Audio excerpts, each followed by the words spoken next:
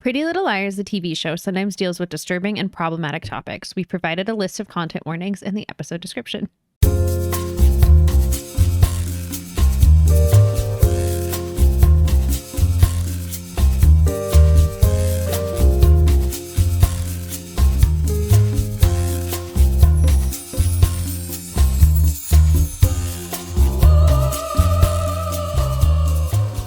Hello and welcome to Dead Ends. I'm Emily. I'm Brenton. And we have 2 new episodes from season 3 of Pretty Little Liars for you. We moving fast this season. Let's go. The plot thickens. And it quickens. And much fast. We already know, everybody knows about Jenna already, or at least the friends. And Melissa is already revealed to be Black Swan. We're just tearing off the pages. Mm-hmm. We moving. And we have suspicions about Mona. Yes, absolutely. And Lucas. Yes, what is Lucas doing? I don't know what Lucas's game plan is, and I'm going to be real candid with you. I don't know if I ever fully understood Lucas's plot. He's just angsty at the moment.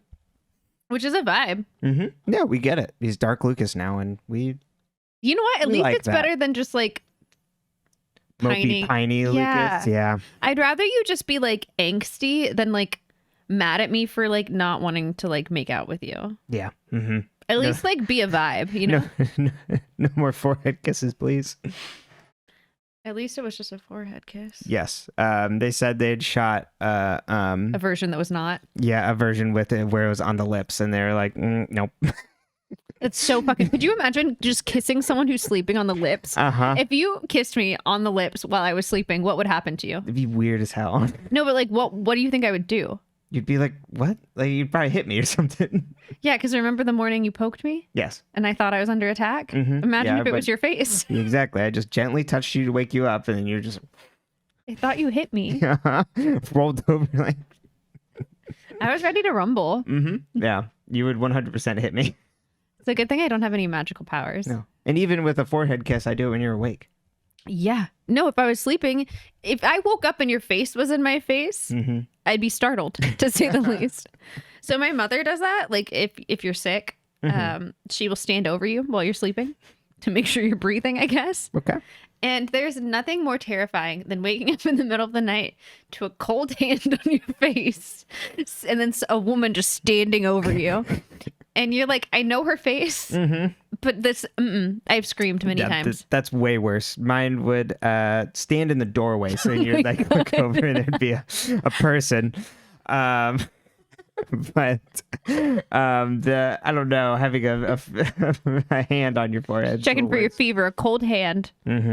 Or she just touch you and please don't. I'm going to be taken. Good God. All right. Are we ready to jump into the first episode? I am. Okay. Are you ready? Yes. Are you ready for it? Yeah. Are you Taylor Swift vibes? There's a new album coming. Are you excited? I'm so excited. Just in time for our wedding. I know. A few weeks before. Except it's probably going to be a sad girl album, so I don't really know if it's going to be the vibe for the wedding. Who's to say, though? We don't know. Yeah. It could be, it could have a little bit of both. Could be. I hope just because it was at midnight doesn't mean it was sad. Yeah, I've had great Although midnights. that is usually an indicator when you're up too late, and those are the spots. Yeah, and midnight is now late for me now that I am elderly. But no, she could have just been up having a good time. Wow, I had a great day. Let's dancing on tables. Exactly. Midnight check-in. Where are you? Are you at the club? Right. Or she got back from an early night out. She got back early. Yeah. Yeah. Although the rule is nothing good happens after midnight. Anyway. I thought it was 2 a.m. Oh, 2 a.m. Yeah. Is it after midnight? I think it's 2 a.m. It was always 2 a.m. for me. No. Midnight. I think it was after midnight. I think it's supposed to be after midnight. I think it's the saying. That's fair. Yeah. Anyways, episode 50. Congratulations, show. Halfway to syndication. Season 3, episode 3, Kingdom of the Blind. Jenna is reading a book with Braille.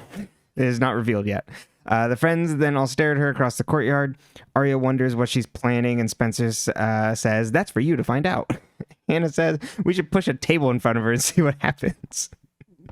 Hannah has the best solutions. I'm just going to track her down. Everybody else is too scared to get in her face, and then Hannah's just like, nope.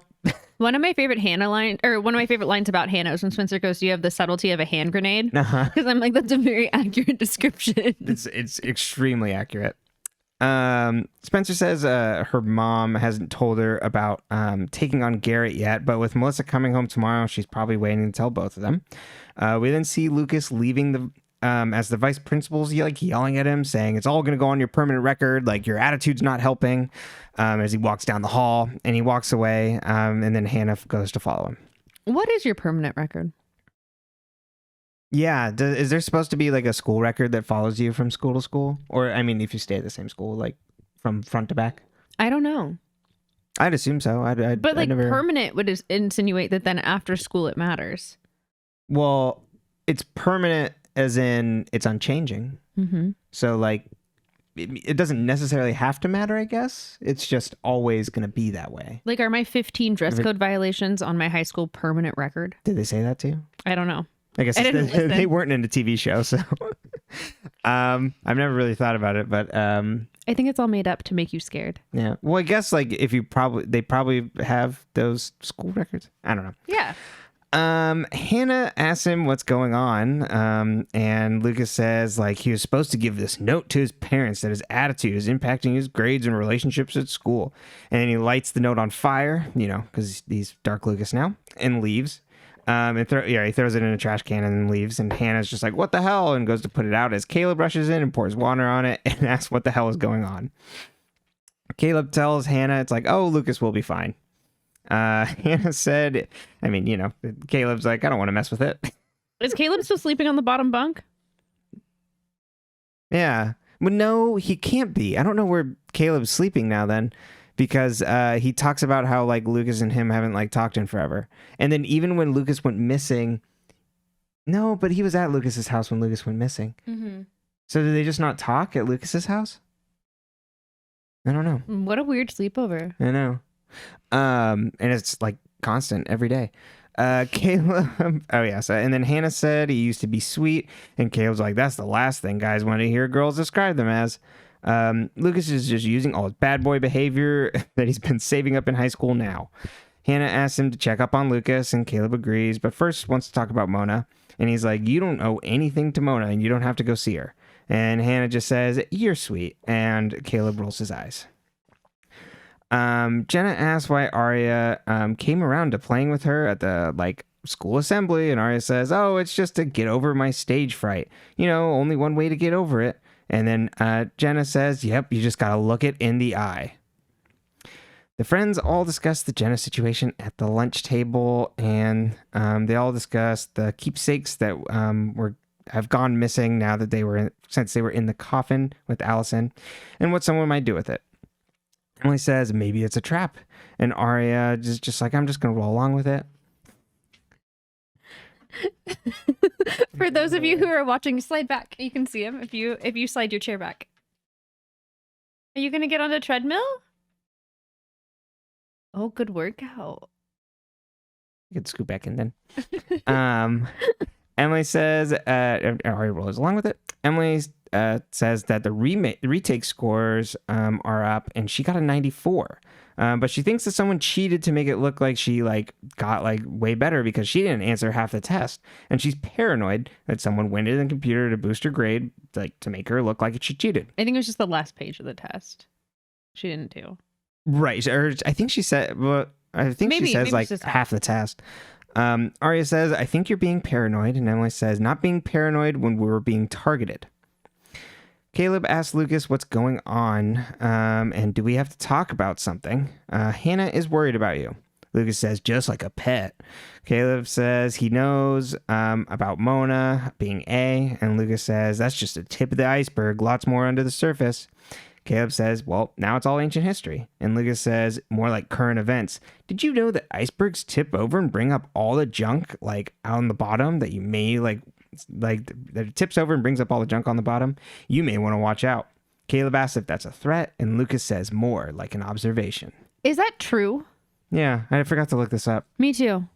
Let us know if you know. Mm-hmm. Put it in the comments. Icebergs tip. Yeah, do icebergs tip and just bring up all the stuff at the bottom. Come on, boys, we're going iceberg tipping. No. No. We don't tractor tip, we don't iceberg tip, and we definitely don't cow tip because, one, cows are really big. Yeah. Two, they don't deserve that. And three, if you piss off a cow, it's really dangerous. Don't be dumb. It's huge. It is huge, huh? Yeah. Emily asks Ella about the test and how she got that score. She thinks that someone got to her test and cheated for her, and she wants Ella to know that she didn't cheat. Ella's like, the test score is accurate, and it was a complete test. I want you to understand everything is taken care of. Wink. You just keep working. Melissa scoops ash out of the fireplace and throws it in the trash. What? Spencer doesn't see this, though, and then comes home and sees that Melissa seems off and asks how she's doing. Melissa brushes her off and starts reading a book. Veronica then comes in and says she needs to tell them both something. We talked at the firm, and I'm defending Garrett. I spoke to his mother, and I know what it's like having a child that was convicted of something they didn't do. Spencer doesn't think this is a good idea, obviously, and says someone else should do it. Veronica says, I'm sure there are other lawyers out there, but they wouldn't do it pro bono. Melissa's just like, that's so generous of you. Spencer says, what are you doing? This is the man who killed my friend. Veronica says, only accused of doing this. Come on. And I found his story. It's alleged. I know. Alleged. Remember that, Spencer. And I found his story to be credible. He didn't kill you, and that's what matters. Exactly. I do think we'll find out that Garrett did not kill her. Spencer yells at Melissa to speak up. This involves her. And Melissa says, this having anything to do with me ended 3 months ago. Aria and Emily discuss Ella cheating on the test for her. Aria says her mom's protective instincts are probably in overdrive since the divorce. Emily says that's a secret, and dig those up. And Aria says, I can't believe we're talking about her since Mona is locked up. Emily says, we're not back in the same place again. There's someone coming after us, and I'm way more angry this time than I am afraid.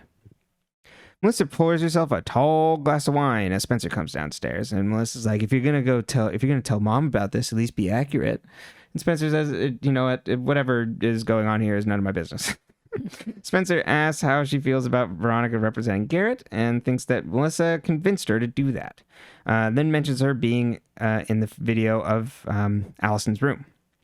Melissa says, stop trying to be the smartest person in the room. Some of us lost everything. Spencer says, when she was in the hospital 3 months ago, I asked mom to come see you, and she said no. Melissa says, you didn't want to see me. I woke up in that room, and I knew something was wrong. I just wanted mom. Spencer says, I'm sorry you lost your baby. Melissa says, I hope she does get him off. Guilty or not, he's the only man I dealt with that told me the truth. Aria plays Also, I don't care if Allie's dead. I know. No, yeah, Melissa does not care at all. No. Melissa is 1 day away from being just poked too much by Spencer by being like, yes, I'm glad she's dead. She's alluded to it pretty much just a lot of people wanted her dead. Melissa's storyline is really interesting. Just in general. Thus far, even. Yeah, I mean, what is your involvement, Miss Girl? What is it? Yeah, what is going on here? She's connected to too many people. Coincidence? I think not. Aria plays keyboard to accompany Jenna's flute. It's at Jenna's house. Aria looks around the room and notices a note in Jenna's flute case. And she's trying to read it as she's playing the keyboard. But Jenna stops her to take a break. Jenna asks how Emily is doing, and Aria says she's fine. Jenna says the heart can only take so much. The heart and the mind can only take so much. Look at Mona. Aria says, sometimes it can all work itself out. Jenna says, well, look at you. You're doing fine. Aria says, someone did try and open Allison's grave, so... Jenna says, but no one thinks you did it, do they? Jenna then leaves to go get cookies, and Aria looks at the note in her flute case that says, H. Cobb, 4:15 Wednesday, earplugs. The friends discuss the note, and Aria mentions Jenna asking about Emily, and Spencer's like, she's just trying to see if Emily remembers anything. Aria gets a call from her mom and leaves the room. Hannah and Emily ask about Veronica, and Spencer's like, well, she didn't really say much about why she's representing Garrett.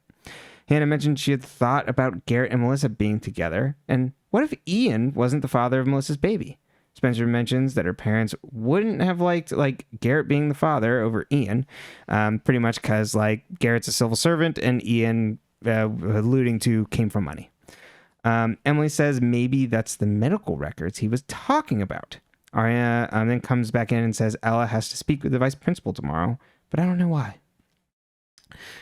Hannah goes back to the sanatorium and sees Mona through the glass, but she's in like the like community room. The day room, I think is what they called it. Okay, yeah, so like hanging out with like other patients, and she's showing all the patients a woman in a magazine. Hannah gets let in, and then they all stare at her. Aria is at Fitz's, and he mentions his frustration at the job search. They start making out, but Aria stops and asks if he's helped out a student, and asks a vague question about helping raise a student's grade. He asks what this is about, and Aria mentions Emily is thinking that Ella helped her out on the test. She says she can see why she would want to help Emily out. And Aria mentions the vice principal meeting and asks if she'll be fired, and Fitz doesn't answer. Mona is super chatty with Hannah, so it's kind of like Mona's back to acting like very normal. And Hannah is like, oh, you seem different. Mona mentions that she's taking different meds now. She mentions that like she only has her parents as visitors. And even though I was quiet, I knew you were here. You really helped. We've had our ups and downs, but I've had to forgive myself for that. How are you doing? Hannah then says that things are still happening, but you know that. How do you know? Alluding to like a text. Mona says, I'm sorry someone is giving you a hard time. You just can't trust anyone, not even family. But don't worry, you'll always have me. I won't forget any of you. Did they ever find what's left of Allison? Hannah leaves the room and is walking down the hallway when she sees Lucas. He goes and enters the common room, or the day room that Mona is in. Fitz sees Ella at the Grind, our favorite new coffee shop. Isn't the brew? The brew, oh, not the Grind. Ella's at the Grind. Goodbye grill, hello brew, and greets her. He walks up to talk to her about Emily and asks about the vice principal meeting. She says it's nothing for you to be concerned about, but she ends up telling him that he wants to talk to her about her like grading practices. In the office, got an anonymous tip that she was altering test scores. She says she's going to tell the truth, just like Emily. So she assumes that Emily is the one that sent in the anonymous tip. Oh, no. I thought she meant just like how Emily told her the truth. Oh, about like yeah, that cheating. Oh, I assumed she was like, oh, like that was the tip. The tip came from Emily. Oh, because then Emily offers to go with her. Right, later. Yeah. Ella says she thought everything going on in her life, that she was just doing okay at work. Fitz says it's not easy keeping work and life separate. It should have been for you, sir. Good Lord. It should have been for you, sir. The law didn't really factor in either. Caleb waits for Hannah outside of Radley, and she's surprised to see him there. Caleb says, I thought we had a deal. And she doesn't know why he doesn't trust her coming here. She says, I saw the old Mona in there, the friend I grew up with, not the one that hit me with a car. Caleb says, what? When did she hit you with a car? And that's when we remember that Sean was there. Right. Oh my God. Yeah. Our favorite friend. And realizes that Mona was the one who ran her over. As they argue, they see Lucas leave, and he silently tries to walk past them.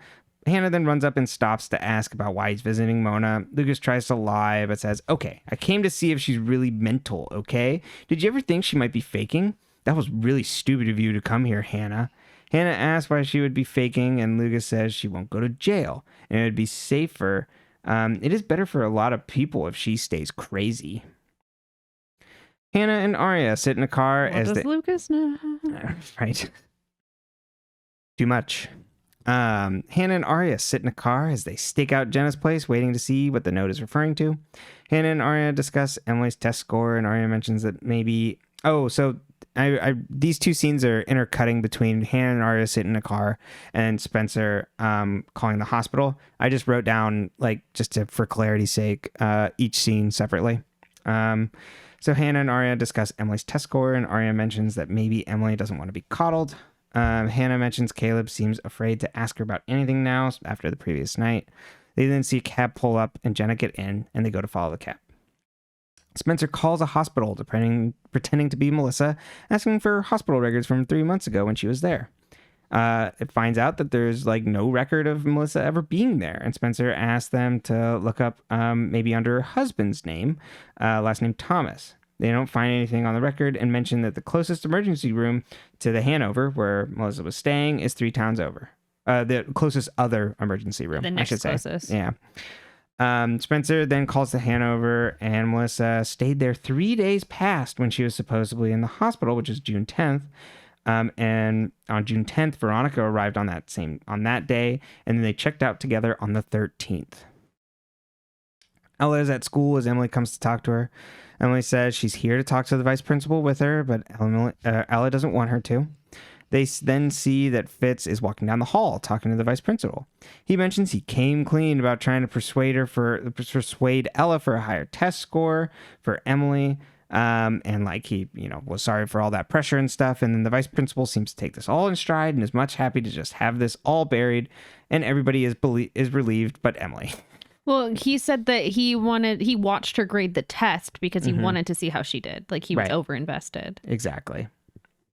That so he artificially inflated the scores because he was like over test and stuff. I think it was just he was covering for because someone had questioned her test scores. So he was like, no, I watched her grade the test because I wanted to see how Emily did. So he kind of gave her an alibi in the sense that he knows someone saw her grade the test appropriately. Right. That's how I took it. Yeah, that makes a little bit more sense for sure. Hannah and Aria see that Jenna gets dropped off at a medical building, but then they see Jenna pull away in a Mustang. They call Spencer to let her know they're following Jenna, and that Spencer should call to Emily to let her know as well. Ella confronts Fitz on the lie. Ella says, we've now both lied for Emily. Why did you do this? Fitz says, it's not for Aria, if that's what you're thinking. Like, I know why you did what you did. I'm a teacher. Like, I understand as a student. Like, we used to be friends. They had plans to go see a show a while ago. The friends all follow the Mustang. An author, right? Oh, an author is a meet and greet. Mm-hmm. The friends all follow the Mustang and see that, and follow like Jenna to it's like a gun range, right? I think so. Or was it just a store? I put gun store. Emily confirms that the car is the same one that picked her up. Aria then asks Spencer about the hospital, and Spencer's like, well, there's no records for Melissa ever being there. They then see Jenna leave the store, and Hannah goes after her, even though Spencer tries to stop her. Hannah gets in front of the Mustang as Jenna freaks out and says, oh, you're a sight for sore eyes. Mona is talking to someone at the hospital, and then the camera pans, and we see that she's talking to Caleb. Caleb says, maybe I believe, this whole thing that you have going on, or maybe I don't, but don't mess with Hannah. And that's the one thing I came here to say. You're laughing at all of us in your head, aren't you? Here's the real joke. I get to walk out of that door, but you're not going anywhere. Mona then says you're a lousy kisser, starts screaming, knocks over the table as medical staff rush to help her, and Caleb is just scared and going what the fuck? The friends have Jenna cornered in an alleyway.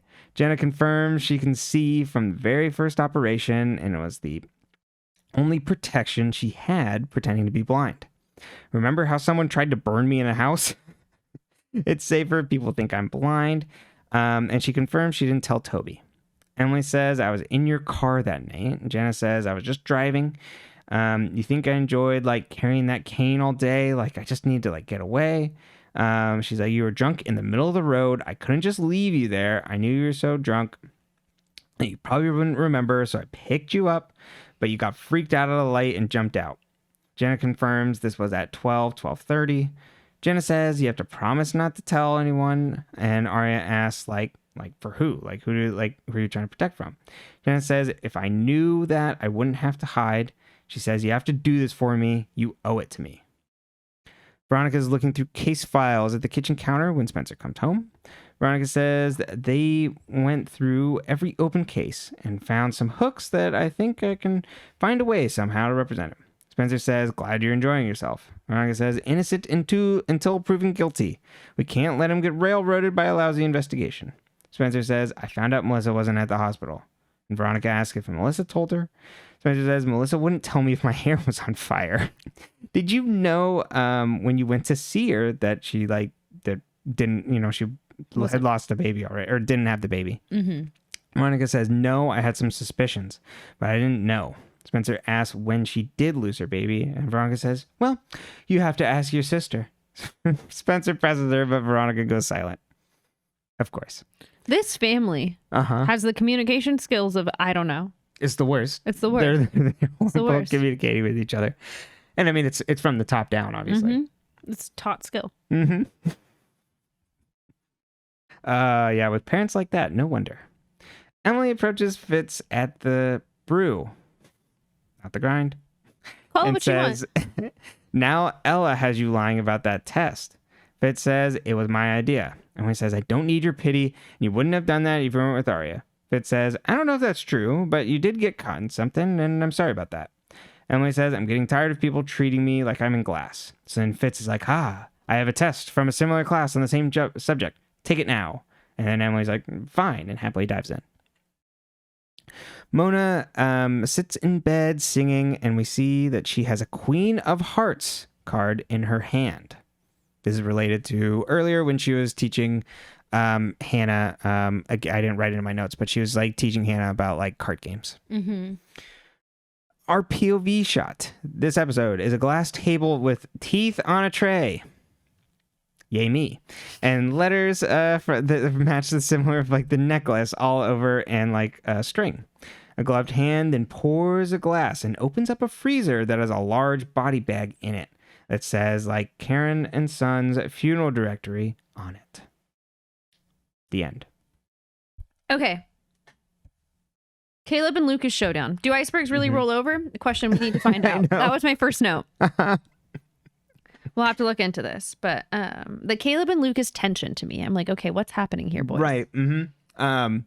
Lucas is obviously embroiled in something bigger. We've known that, especially since we saw the Black Swan and things. He's going through a phase. And it seems like I'm trying to remember, did A contact him about the gambling stuff? Or was A not part of that at all? I don't think A was part of that at all. That we know of. Exactly. So does he have a similar alibi as Melissa that we find out later, where it's just like, A texted me to show up at the ball. Like, I'm wondering if Lucas is also being like poked and prodded here, but it seems like he definitely knows more than he's letting on. And maybe is like working closely with Jenna. I still like the idea that like Mona, Jenna, Lucas like have this like secret like alliance thing going on. Their own NAT club, if you will. Right. Oh, yes. Their own NAT club. So, and he's I think he never, now that he's just turned like that like affection for like them, now that they're like especially more, they've hurt him too, quote unquote, or he just feels bad for how he acted. Now he's just acting out. But you brought up a good point earlier of like, are they still living in the same house? Yeah. Are these boys fighting in the same home? Are we having little fights at night? Are we just not talking to each other? Are we not talking? We go get in our bunk beds and we go nay-nay? And it seems like Caleb is just like, nah, he's fine. What did Melissa burn in the fireplace? I know. Also, what is up with the Hastings family just burning evidence? Everything goes in that fireplace. Peter, Spencer with Emily's clothes, Melissa. That fireplace is working overtime. Also, like, they always got it on? They always have a fire going? Yeah. I mean, Rosewood's cold. What do you think Melissa's burning? I was wondering if it was medical records. I wonder if the medical records got sent to the house. Similar to previous A activities. Well, I mean, Mona prints out the copy of the records, but I mean, like, when A has like sent things to people of just like, oh, like, where are you to find about this? I can see A sending the medical records that Garrett was talking about that prove that, she lost the baby much earlier than she was intending. Or not intending, Jesus Christ. Then like she was letting on. Yeah. I got you. Yeah, let's not touch that mix up of words there. Why is Veronica actually defending Garrett? Is it to protect Melissa? I think 100%. Look at this family. They hired the private eye to like get to the bottom, but it's all to like cut off any of this getting out. And so if Garrett knows about this stuff, I do think, and the way Melissa acts of like, Mom, that's so generous of you, is like very much like Melissa knows that you want to cover up for like the shit that's going on in her life, the secrets. So she's going to push you, Veronica. Exactly. The secrets. So that's 100%. It's this family is very good at protecting themselves, you know. If you look at like the uber wealthy too, that's just like money and power. Well, like we just need to like cut out anybody else talking about this and get you off early, or you know, just not make you pay for anything. The new and improved Mona. It's weird too because we don't get a. I thought there was going to be some sort of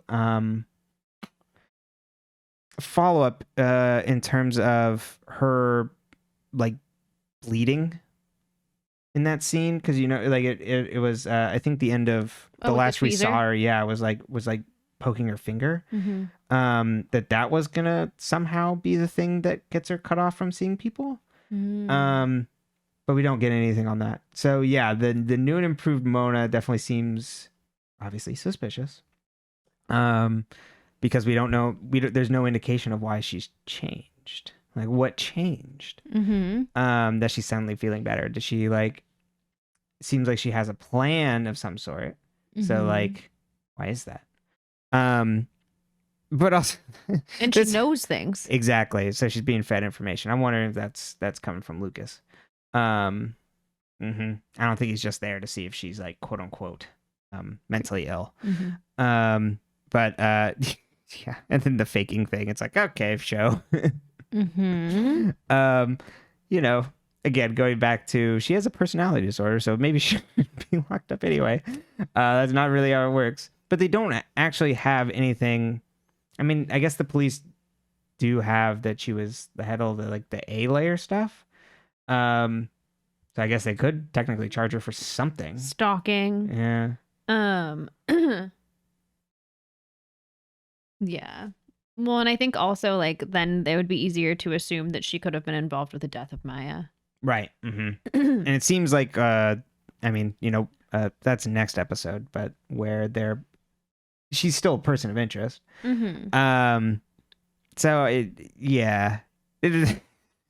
the mental health thing's funny because it's just like, oh, she's just like really smart and capable and has maybe a narcissistic personality disorder or something. Ezra and Ella's heart-to-heart vibes. No. I mean, it's just like, okay, all right. It's completely out of pocket for him to be like, I'm going to joke about it's tough to keep work and life separate. Come on, dude.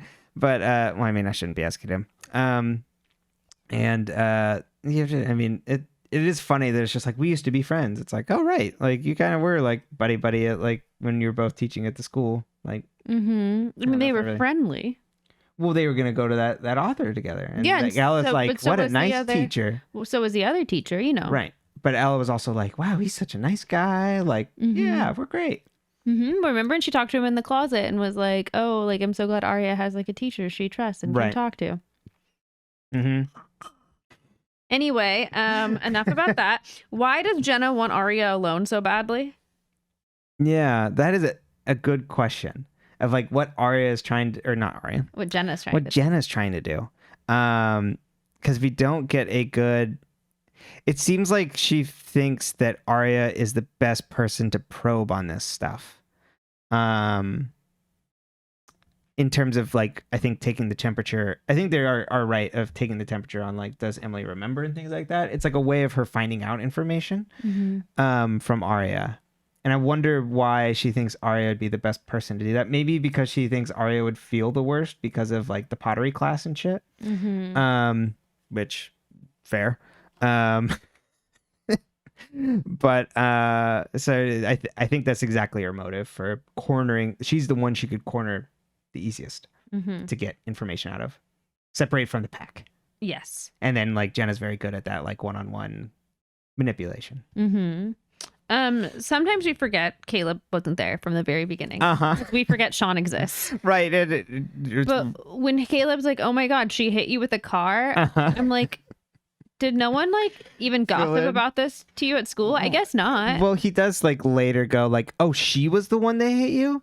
Like, so I guess so he knows she was hit by a car. So then, but didn't know it was A. Right. So then Hannah this is probably one of those things that Hannah had like assumed he kind of knew, or like when she wasn't telling him about A, didn't backfill. Once he like knew about A. Well, yeah. But yeah, it's a hard thing anyway to go like, yeah, someone hit me with a car. I mean, she had to have a cover story, I guess, for everybody else anyway. But well, she did get hit with a car. She did. No, but like reasoning. Oh. It was like, it was an accident. So I'm assuming she had to tell it to everybody. Someone just was whipping out of Camp Mona. Well, but they all saw. Everyone saw it. Not the, like, for her, like, nobody saw her I guess hit. They all were there after she got hit. Yeah, just the friends. Yeah, like, you're saw right. her You're get right. hit. You're right. Sorry. I was like, no, Colin was there, but he was there later. Yeah. A very different Noel at that point. We've kind of talked about why Lucas is visiting Mona. Is Lucas trying to lead Hannah in the right direction or the wrong direction? Or is he just like bullshitting? Or does he not care at all? Or does he not know? In terms of like, aren't you like suspicious of Mona?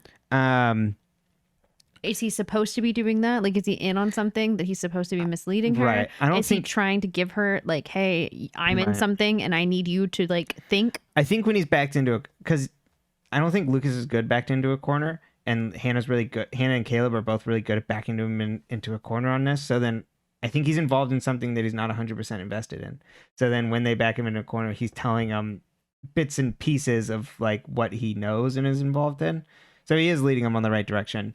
And is like, again, it's just like, well, and like just being cryptic about it, but like, without fully being like culpable. There we go. Okay. The best scene in this episode is when Hannah walks in front of Jenna's car. Yes, fantastic. But again, Hannah attacks. Think later. Yeah. Do now. Sight for sore eyes. That's a great line. Is Jenna telling the truth about Emily and her involvement with that night? No, I don't think so. I still think there's some sort of jugging happening with Emily. Is I think how we're gonna wrap that up.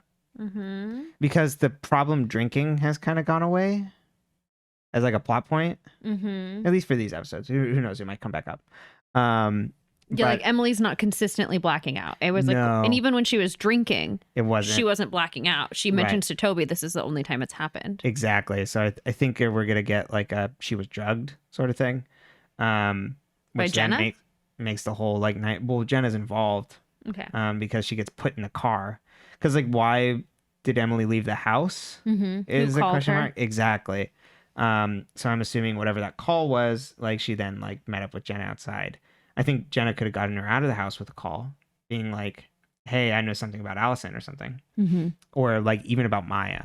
I think that's like an easy bait to get Emily out. To then have her be culpable, because Jenna's also like, "Oh, nobody thinks you all did that, right?" So Jenna isn't telling him the whole truth. Okay. She's better at Lucas to when she's backed into a corner. She's like, no, I can spin this. Yeah. Well, yeah, she's Jenna. Exactly. Caleb going to Radley. Good move, bad move? Bad move. What are you doing, dude? He thinks I think Caleb is like, he thinks that he can handle it. And he thinks he's like doing the right thing by telling her like off because Hannah won't listen to him, which it's probably not a good idea for Hannah to go visit anyway. No. But like, so it's hard not to at least like sympathize a little bit there. But no, Mona's in control, like from that entire situation. Like, and he learns that soon enough. But it's interesting when we get. Well, that's next episode again. But that it seems like the current A is not on Mona's side. Because Mona is obviously cutting them all off when she's like, yeah, fine, I don't have to see you all. Which is interesting. But then it seems like A doesn't want that to happen. I don't know why. But yeah, Caleb enters the lion's den. Spencer confronting her mom about Melissa and Garrett. And then the parents both exit. Well, it always ends with, well, you have to ask your sister and you have to have this. Well, I'm gonna excuse me. He's got big feelings about the Hastings family. He's dying. I'm going to have to feed you just enough information to answer your questions. I mean, she's a lawyer. But, okay, fine. I was lying again. You caught me, Spencer. But These lawyers lie a lot.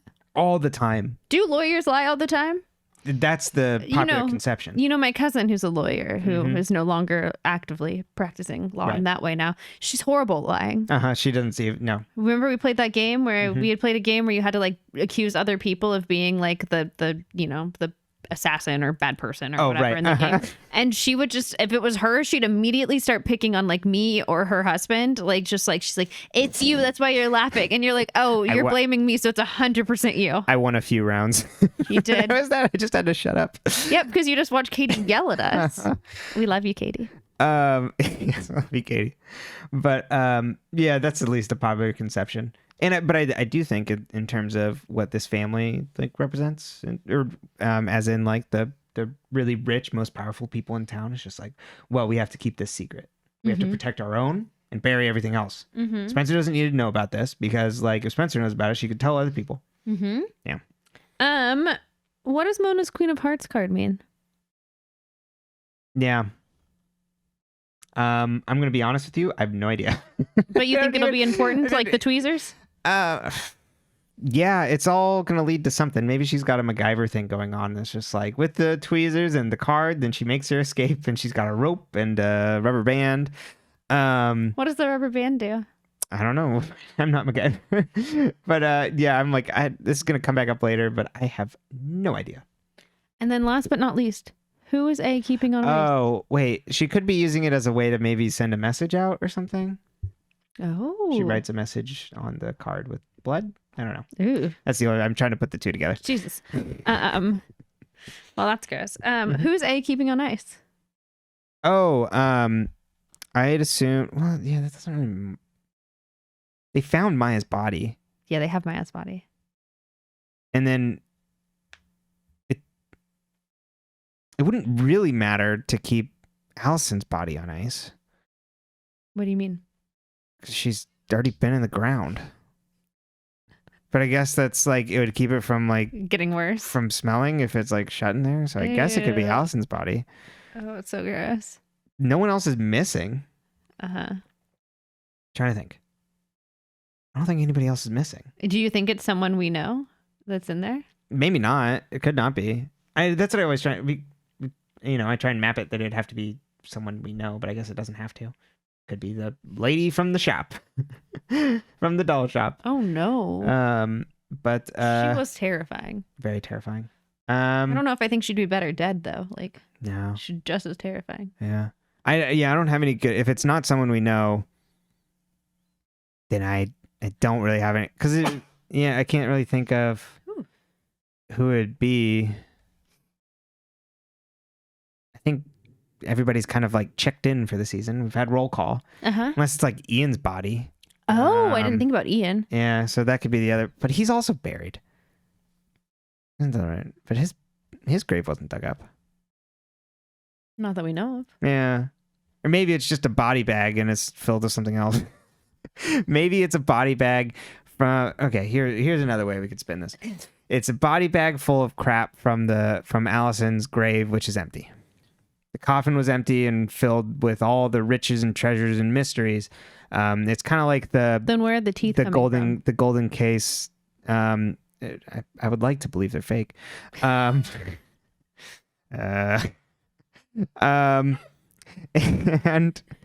it's kind of like the golden case in Pulp Fiction. And it's just like this, like, oh, like they open up the case. You don't know. You don't ever learn what's inside it. It's just gold. I don't know. Just kind of a MacGuffin. But it could just be filled with riches and things. Riches. Yeah. Or I just assumed probably Allison's body.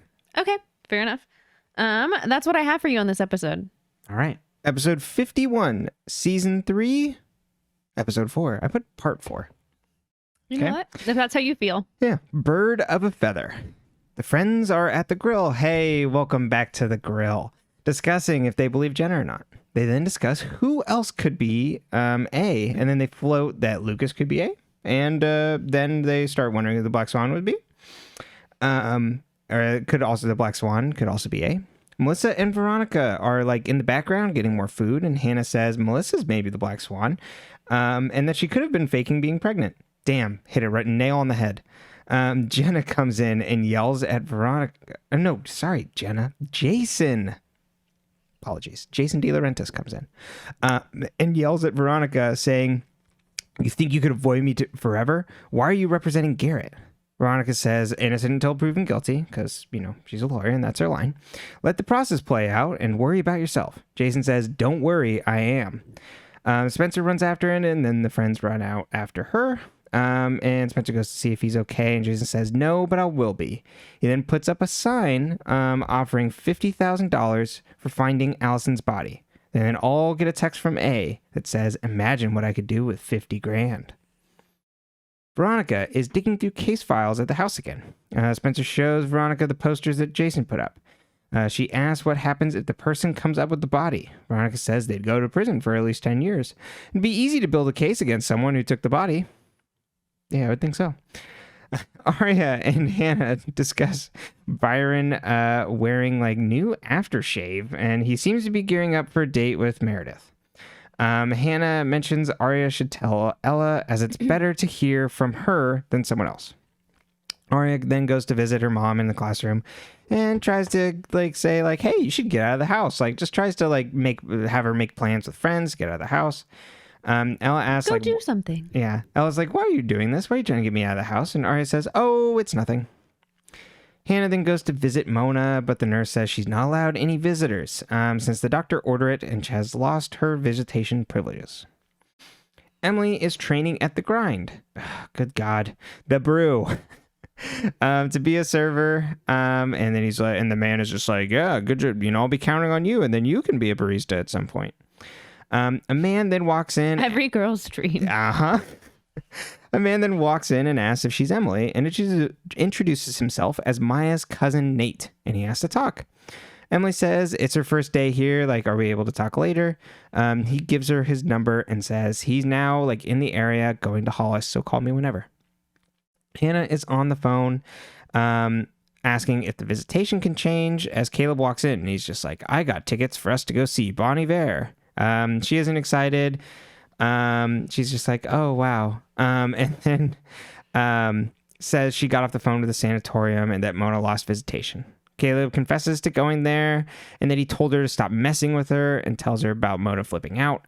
Hannah says she's not hurting me, and that Ren thinks it's a good idea for me visiting. Caleb says, "Why are you listening to him over me? He doesn't know what I know." Hannah says, "Just do me a favor and stay out of it." Aria and Hannah discuss the Caleb fight.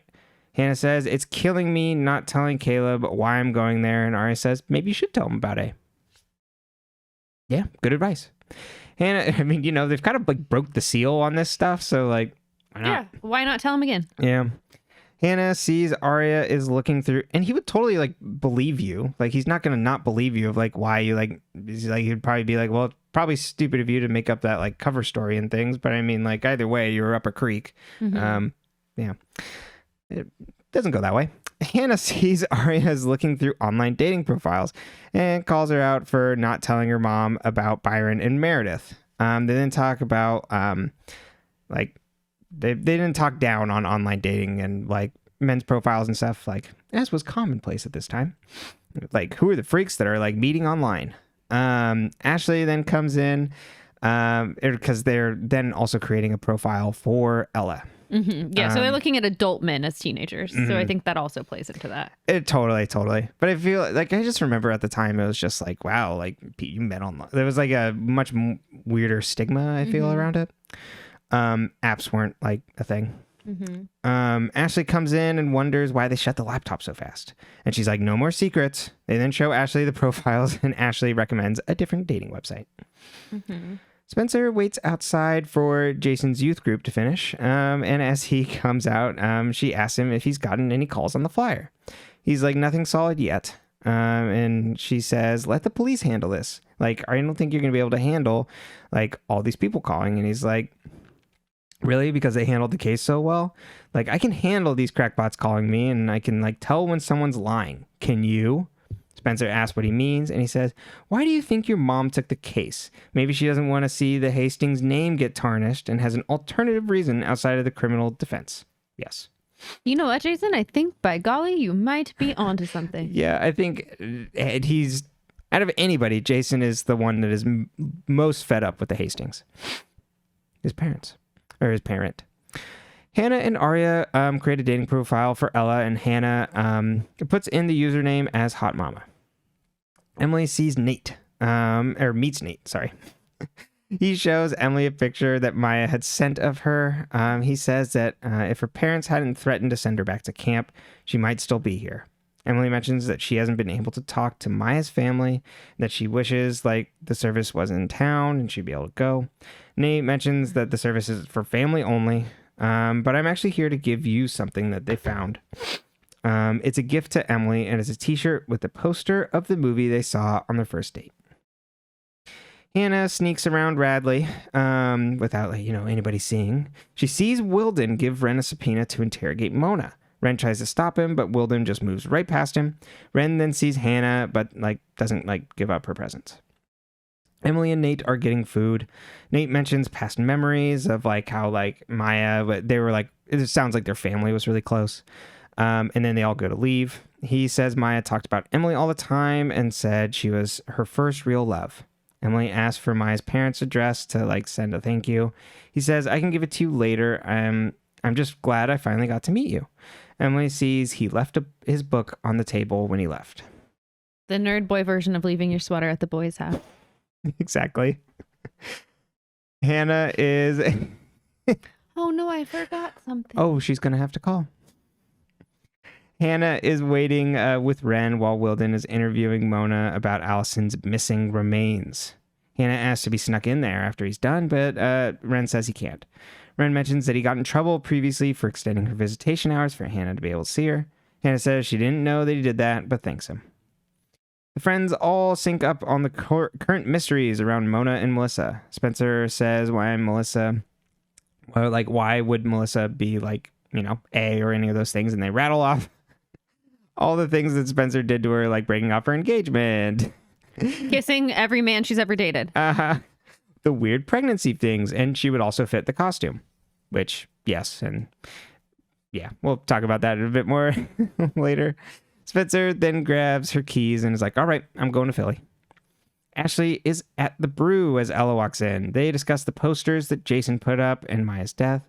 Ashley asks Ella about her dating life and mentions that she had hoped Ella had met someone on the website I recommended. And Ella's like, "Wait, what?" Melissa leaves her apartment as Hannah, Aria, and Emily watch her leave under the stoop. Hannah calls Spencer, who says, "Wait to enter the apartment until I call you." Spencer's at some other location waiting to be met by Melissa. Ashley shows Ella her dating profile. Ashley shows Ella the fake dating profile that Aria and Hannah created, and Ella is angry about it and is like, "Oh my god, I would just want this deleted." Ashley's like, "It's all right, to date people online. You can meet some nice people." Ella mentions it's just hard to adjust to all the changes. "I'm finding all these things that I don't know." Ashley says you'll figure it out soon enough, and the hardest part was just not sharing those little moments with someone. And Ella says, it's hard sleeping alone. Yeah, that's real sad. These poor women. Mm-hmm.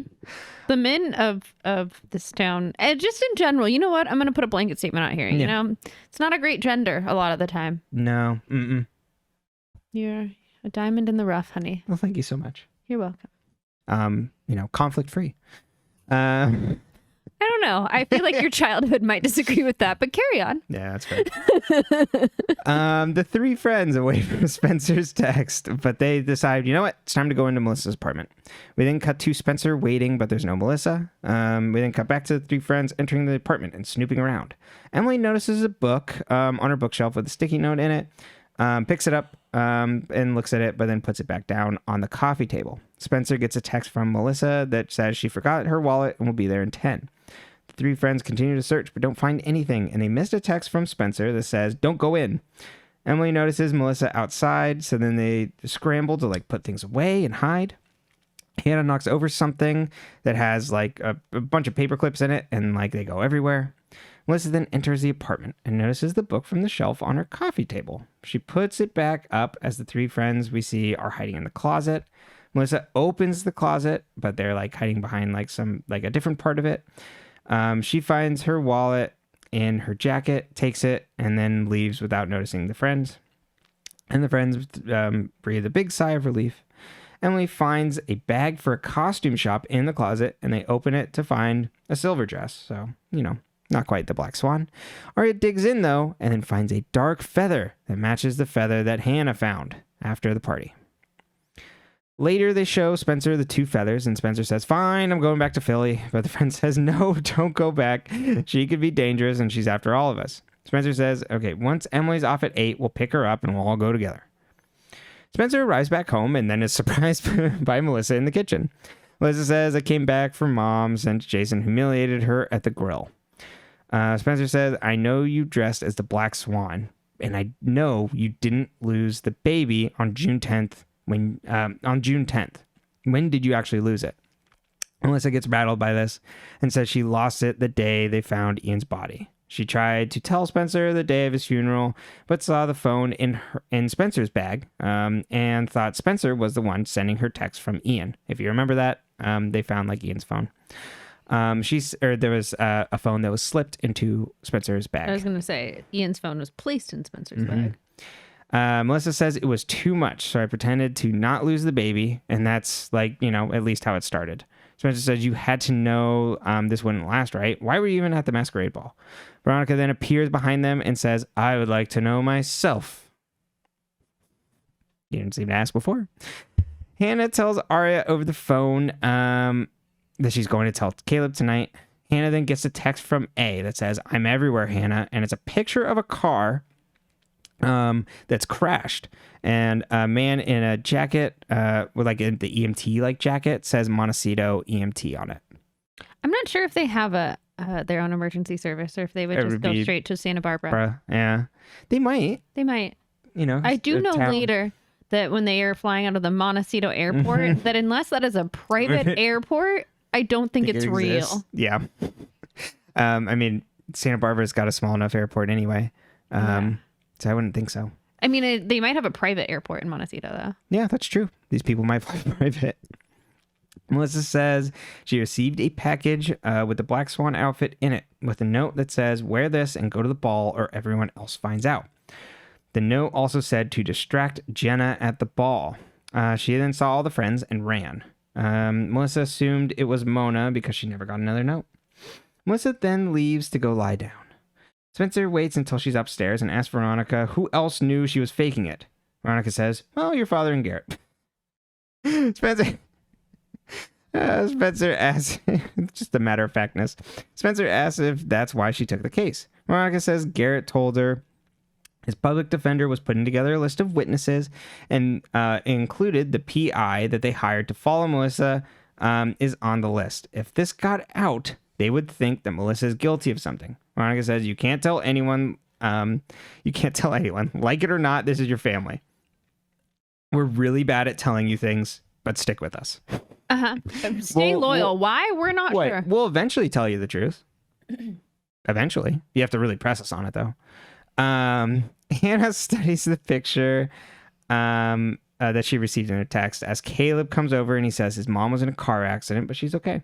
His mom felt like someone was trying to run her off the road, which is scary. He then asks what Hannah wanted to tell him, and Hannah's like, I thought I wanted to talk to you about something, but, now's not a good time. And Haleb takes this really badly and is like, why can't you tell me?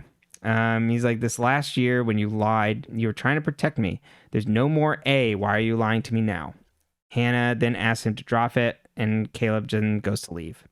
He says, I can't do this anymore. You've been pushing me away for weeks. Hannah asks for him to be patient. Haleb says, I feel like I only exist in half of your life. That's not good enough. You have to give me something. Hannah cries, but doesn't respond. Haleb's like, all right, fine, I'm done. Hannah asks if he's breaking up with her, and he says, you're not giving me much of a choice, are you? My toxic trait is that I'm like, why doesn't anyone ever, I have such a big mouth that, Haleb would know, Caleb's bestie would know, Lucas would probably know. I'm just a gossip. Well, and also, I feel like at this point, you'd probably want to be like, I think that was probably A. Like that, like tried to run your mom off the road. Yeah. So like tell her to be careful. Yeah. A doesn't just drop things. Yeah. But, he's in a spinoff soon, so we gotta, Aria gets a text from Spencer calling off the plan because Melissa's at home, and Spencer says in the text that she'll explain later. Ella enters Aria's room and asks, like, okay, what about this online dating profile you created for me? She's like, part of me was angry, but I realized what you were trying to do was to help. And Aria says, I thought it'd be better if you met someone since Dad is. And Ella finishes her sentence like, oh, seeing Meredith again? He can date whoever he wants. I'm not lonely or dying for companionship. Just looking forward to getting to a calmer place. Yeah, she's like, get this man out of here. Mm-hmm. He can go do whatever the hell he wants. Uh-huh.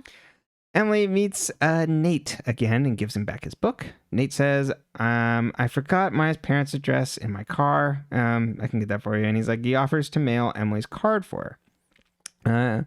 Emily says, hey, it might be nice. We can grab lunch sometime. Nate says, maybe if I'm still around. It's hard being around here with everyone talking about Maya's death. And I'm just like, you probably know this, but I'm just another person. I'm Maya's cousin. I'm not anybody else. Emily commiserates with him on how hard it is and says Maya wouldn't want him to be leaving school because of her. Nate says, take your own advice. You're going to have to let her go at some point. You know that she'd want you to. Emily says, if you do end up staying, you have a friend. Nate says, Maya was a lucky girl. We cut between the friends as music plays. Hannah is with Aria crying. Emily grabs her shirt from Nate. We see Caleb sitting sad alone. Caleb looks the saddest. He really does look the absolute saddest.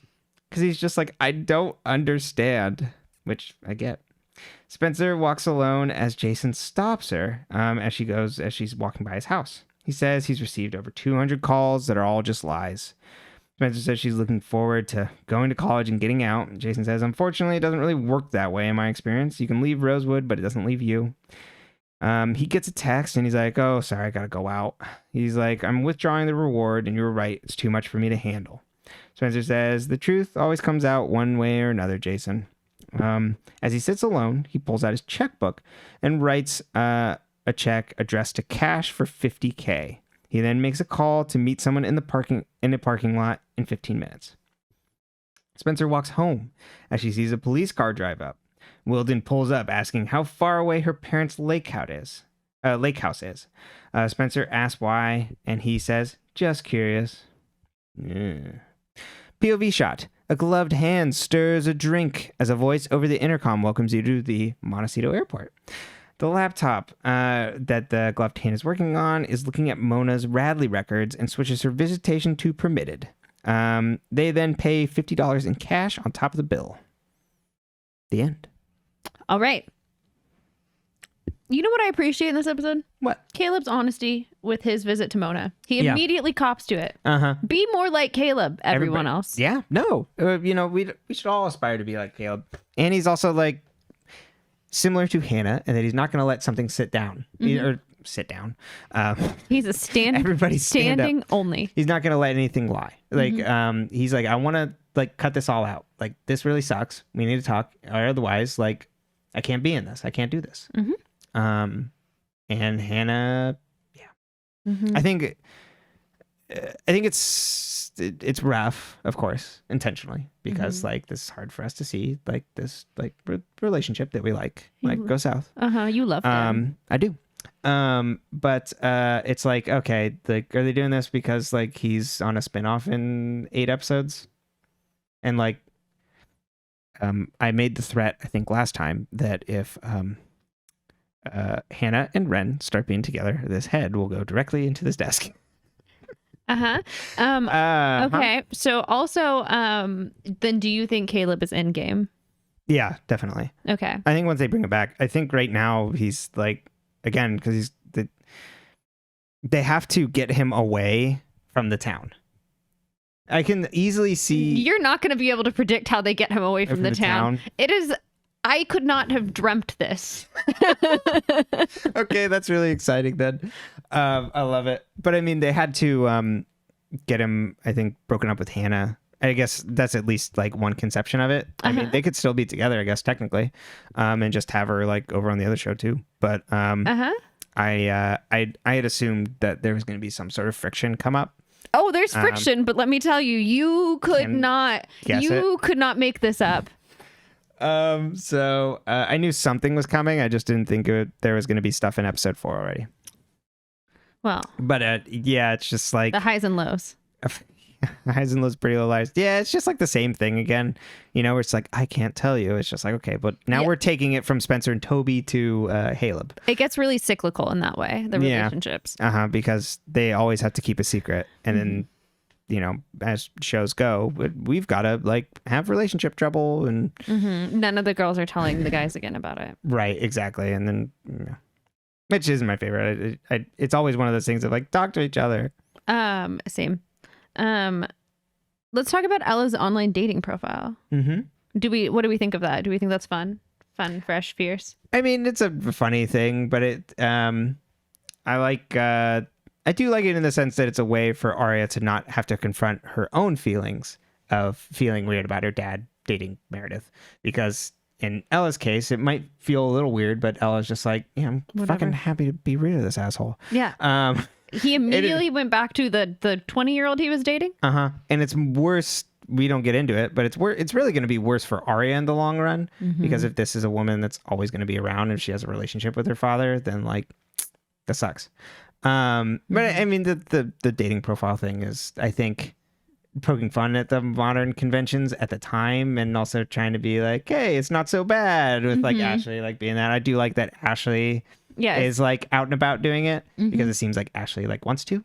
Well, Ashley's like the young hot mom, you know what I mean? Like if Ashley's doing it, you know it's okay. Oh, right. You know what I mean? Like you're like, oh, she could get a man normally. Oh, I see it. Yeah, right. Normally, in air quotes, like as if that doesn't. She's the more like outgoing, like, you know, fashionable socialite you would kind of see, then rather than Ella is like, well, I'm with my friends and I teach, but like whatever. Yeah. So yeah, that's a good call out there. So it's cheesy, but I do like that it gets them together to have a conversation about like how hard it is. Yeah. And then like that the wrap up on Ella is just being like, this is nice. We'll leave it up. Like, we'll see what happens. Like, I'll be open to this, but like, I'm really not lonely. Like, I kind of just want things to like chill out. She doesn't outright say it, but like, me not being with your father, Aria, is like a benefit for everyone. Jason's back. Jason's back. How do you feel? Always happy about Jason being back. Especially because he's the only one that's the Hastings are either going to eat themselves, or there's going to be Jason that comes in and messes with them a little bit. And I feel like his mysterious happenings are always interesting, because he's always Wolf in the chicken coop. Wolf in the chicken coop. You know, Jason's in because he's part of the family. Oh, right. I see what you mean. They're all kind of they're all kind of wolves. So. But and I do think it's always like interesting mysteries around Jason. Yeah, who's the cash for? He's doing exactly. He's always doing like weird shit. We never really know. It's good stuff. I like Jason a lot, and he's also like a Toby. It's just like, yeah, Jason's just kind of right like a lot of the time. Do you have any suspicion on who he's giving the $50K to? Someone, so someone has information. Right. 100 definitely no. Yeah, I guess they'd have to be. You know who doesn't gossip in this town? The people at the bank. Right. Because there's a lot of checks for cash of huge numbers. Can you imagine working at the bank and you just see this stuff? It's like the people in this town.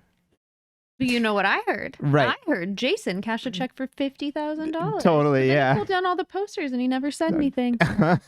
You should see what those Hastings sisters spend. But yeah, you're right. They hold all the secrets in that bank. It's more than one vault. But yeah, that's my brain like trying to like piece together if it's actually about the body. Because it seems like it isn't. My reading is that it's not about the body, or like it's not about like getting the body back. It's not like a legitimate lead, because or else he'd be like, hey, Spencer, I've got a lead. But it seems like there could be some other reason for him making $50K out in cash. There's got to be another reason for him to suddenly go silent. And is it like there's like some weird incriminating evidence that was also in the coffin with like everybody else's secrets? Does he think Spencer is part of digging Allie up? Oh, that's a good call. That you could have showed him the photo of all the friends out in front of the grave. That could be it too. I hadn't thought about that because they get along so well. So, you know, she finally got a big brother. Exactly. Yeah, right. And her sister is not a good sibling, or a good person. So, I like to think that they wouldn't be in conflict. But I mean, you know, you could be right. That he could have seen a photo. So I'm thinking that if it would be someone, it would be NAT club crew. One of his buddies. Well, but who? Right. Potentially. He's the only one not in jail. Like Jenna. Or dead. Jenna. I guess Jenna. Melissa. Yeah, true. Okay. Jenna got graduated by, I think, Spencer a few episodes back from cheerleader to club member. Okay. Let's talk about Nate. What do you think of Nate? Let's talk about Nate, baby. Nope. He seems very nice. I like this. I think it's very nice scenes with him and Emily. And like, if there's another shoe that comes dropping, I'm assuming that's going to happen. But at least for these episodes, it's very nice. If there's another shoe that comes dropping, there's a lot of shoes. Pretty Little Liars is always one shoe ready to drop. Anytime you meet someone, you go, this might be just a nice man who knows how to fly airplanes. I don't know. He might crash Aria into the ground. Who's to say? Okay, I didn't think about that one. We may never see him again. He never seemed nice. But as soon as he's like, we have to talk in the air, it's like, nope, red flag. I think Nate is nice, at least. There could be ulterior stuff because there's weird stuff of like, I forgot the address in the car and leaving the book behind. It seems like he wants to be around Emily, but does he just want to talk about Maya with someone? Exactly. Which is like what I like about these episodes. Their episode where they just get to like kind of like talk through like, you know, feeling the weird feelings after someone's like dies. And they don't really touch on the complications that it was like she was murdered. But you know, they at least get to, you know, there's a comfort there and it's very wholesome. I like those. The Emily scenes where they do the wholesome Emily, whether it's like with her and Toby or Emily and Nate, it's usually always her with a man. Yeah, that's what I was gonna say. It's like her with a man, and the man is just like, it's okay to feel okay, and she's like, you're right. I love it. It's really funny. And yeah, until like we were just talking about it now, it's just like, oh yeah, it's always her and a guy telling her it's okay.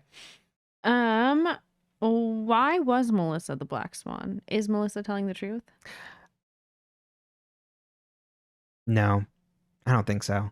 I think this is similar to a Jenna like being cornered and like giving half truths because Melissa was already like, you know, like when she brings like Garrett in, it's just like, my sister's afraid of me. She feels like she can lie to Spencer as much as she wants. She kind of can. So I don't really. She's not wrong. No. But so I don't buy it. I don't buy anything that's coming out of Melissa's mouth. Okay. It's just like also with the rest of the family too. Veronica is just like, it's not about that. It's not about that. It's not about. Okay, it's about that. That whole family is just a nightmare. Yeah. So it's really funny. It's just like, no, it's not about that. It's not about that. Oh, okay. Now that you've like cornered me on this.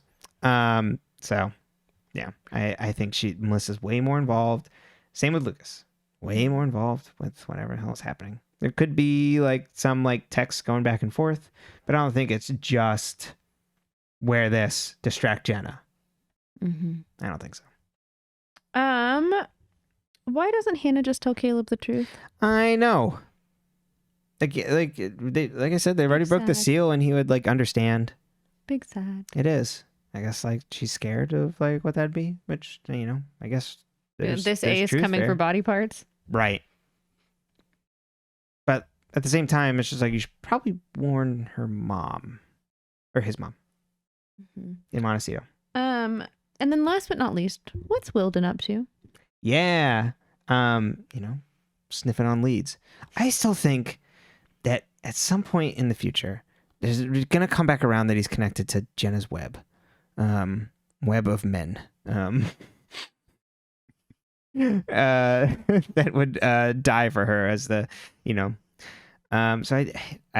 so he's obviously putting things together. He has gotten some information, and I would think he would have gotten some of that information going up to a lake house from Jenna. That's what I think. I think he's gotta be connected. All right. Because of that Halloween episode. Why else would you put that in there? Other than just him just being a creep. Which, fair, but also, is there something else? Am I just, grasping at straws? It's bugged me. I don't know. I don't know what to tell you. Yeah, you can't tell me. No, and you know what? I'm not gonna lie. I don't remember how Wilden factors in. I do know Wilden's plot gets weird. I mean, they all get weird. The series goes on way too long. Fair enough. But yeah, no, I don't know if the Jenna involvement thing is a thing. Well, I'm sticking to it. All right. Do you want to give us your theories? Who the fuck is A? Well, it's yeah. Well, we'll see what happens as we step into.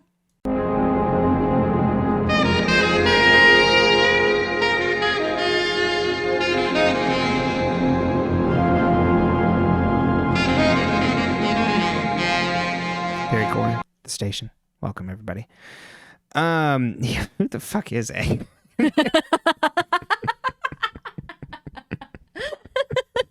He hasn't got a fucking clue. This one's a hard one. There's so many conflicting information out there in terms of what's coming from our characters here. Well, we already know someone had to be helping Mona because Mona couldn't be in two places at once. Spencer points that out. Right. And so then Melissa is saying that she got text from A and that's supposedly happening. But do we actually believe that? I don't think so. Do I bring back the Melissa's A theory? I don't know. Is this just like a girl boss, girl squad theory you got going on here? That it's like women doing this? Uh-huh. Yeah, pretty much. I think that goes. Maybe it doesn't make as much sense going forward. It could. I mean, it kind of proved out that it was just that it ties back into this show on bullying and what kids can do to each other, because then it's Mona being a classmate, fellow girl. And then I also think that the men in the show, fellow girl. Yeah, exactly. Wearing the I've got my backwards hat on, holding the skateboard. So I think that the conception that men aren't, it's that's somewhere that men wouldn't be the ones doing it. It's it's essentially girl on girl hate crimes, the show. So I would think it would be also another girl or woman. And so yeah, this one is tough. I don't really know where it's going at the moment of who it could possibly be.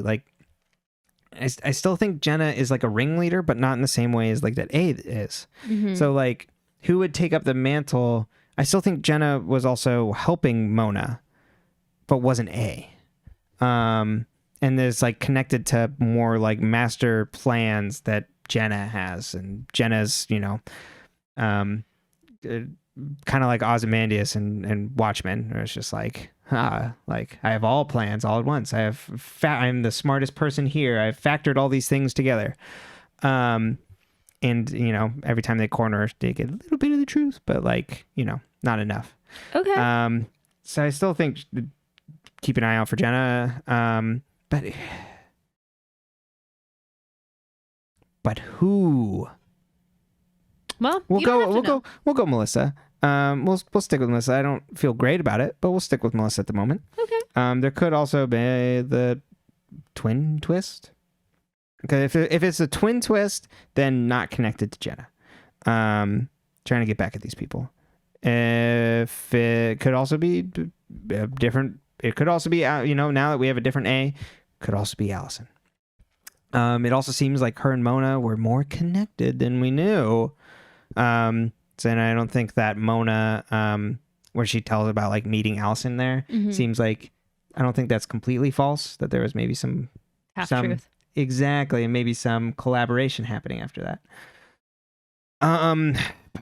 But who else am I like forgetting that's on this show? So I think that'd probably be what the A is up to at the moment. And so I think the Jenna conglomerate, Jenna Inc., did dig up Allison's body because there's stuff that was in that coffin that they're holding on to. And then now they get to hold on to the body as like some sort of manipulation tactic for all the friends. And isn't that nice? Gross. Yeah. So, I think they're all kind of these individual people. Who's part of Jenna Inc.? Let's do that. Lucas, Mona, Jenna, Garrett, I think are all part of that. And I think, like I said, they're like you pointed out helpfully, it's a good framing. There's that separate NAT club of Jenna, Lucas, Mona, as like people that were kind of like wronged by Allison. And I think Jenna's at the head of that, and kind of like controlling and like empowering people in there. And she's also connected to the other NAT club, so she can use both of those, but they like don't really cross paths.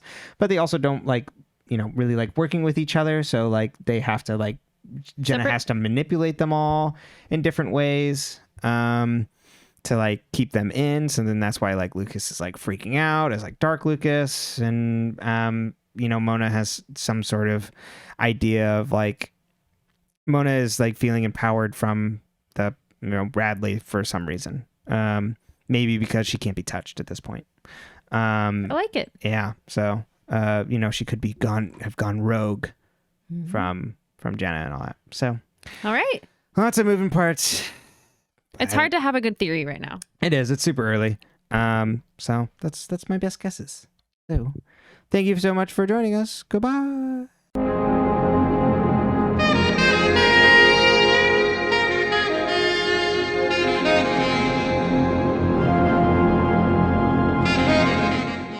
Any final thoughts on this episode? No. Right. I don't think so. I mean, these are good, good engine drivers when we have Melissa and the Hastings. The mid-season finale is gonna break you. Okay, look forward to it. That's exciting. Yeah, it's gonna be, and then the Halloween episode, Chef's Kiss, and then we take a break. Well, and then we're doing, which I've never seen, but I know the plot of Ravenswood, and the little web series. Yes, that'll be a nice little mini-sode. Exactly, because it's like 12 minutes of a video. Perfect. And so I don't know, we could do that, and maybe just do like a temperature check on not temperature check, but just like favorite characters and stuff and where we're at. So a nice little break for us. Well, in that case, when we're not here doing this, sometimes we do other things. I used to post on a blog. I don't know, I haven't done it in a long time, but it's linked in my link tree if you want to read old things I posted. The last post I posted was about starting this podcast. So if that tells you timing, she's having a go. I also post on TikTok. I talk about book content now because talking about HR got boring. So if you want to hear all about that, you can find my TikTok. It's linked in my link tree, as well as my Instagram and all of my social platforms. I think that's it. Oh. Yeah, you may have heard me talk about a blog. I wrote a blog, but I didn't put one up yet. So I haven't maybe be walking more, writing more.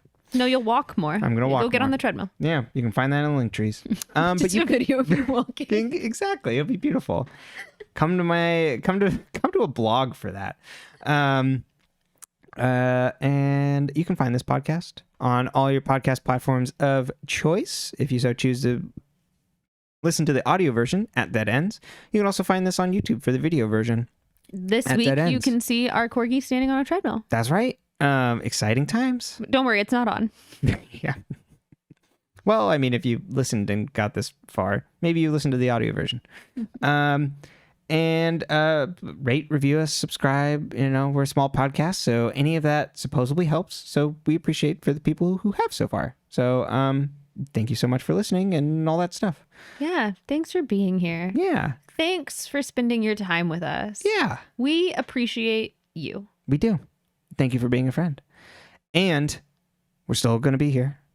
We still are going to find out everything. Do you think you're going to find out everything? No. By the time you get to the end, you're not going to remember what you're trying to find out. I'm going to be real candid with you. That's how the show works. I've already forgotten so much. Sean? Who?